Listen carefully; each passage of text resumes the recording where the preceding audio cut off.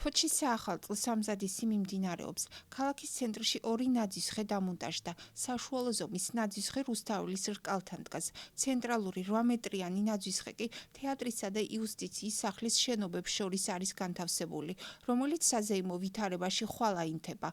კულტურის სამსახურის უფროსის ირმა გუგუშვილის განცხადებით, საახალწლო დღეებში არაერთი კულტურული და სპორტული ღონისძიებები გაიმართება.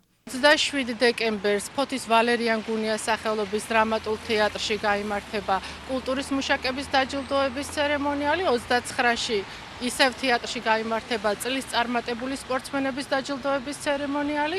3 იანვარს ქალაქ ფოთის მუნიციპალიტეტი უმასპინძლებს შეჭირვებული სოციალურად დაუცველი მრავალშვილიანი ოჯახის შვილებს. მათ დახვდება ძალიან საინტერესო გასართობი შოუ პროგრამა, მოძრაობის თეატრის ძალიან კარგი სპექტაკლი აბრაკადაბრა. ამასთანავე თითოეული მათგანისთვის განსაზღვრულია საახალწლო ნუგბარი, მერწმუნეთ, ბევრი სიურპრიზი ელოდება ქოთელ ბავშვებს, მათ შორის ერთს გაგიმხელთ, ეს არის მეზღვაური თოვლის ბაბუა, რომელიც დახვდება ჩვენს ბავშვებს.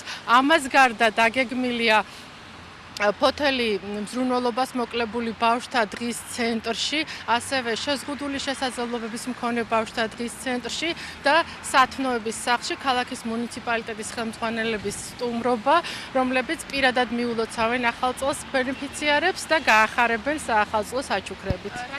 31 დეკემბრის ღამე გამონაკლისი იქნება იმ კუთხით, რომ ღია ცისკრის საახალწლო კონცერტი არ გაიმართება. წლების გამოცდილებიდან გამომდინარე, ფოთელები ახალი წლის ღამეს იშვიათად გამოდიან ხოლმე სახლებიდან, ურჩევნიათ შინაურ გარემოში, სიმყუდროვეში და ამ ტრადიციის გათვალისწინებით გადავწყვიტეთ, რომ 31 დეკემბერი არ ყოფილიყო დატვირთული კულტურული ღონისძიებებით, სამაგეროდ სხვა დღეებში გავახარებთ ჩვენს ცხოვრებლებს.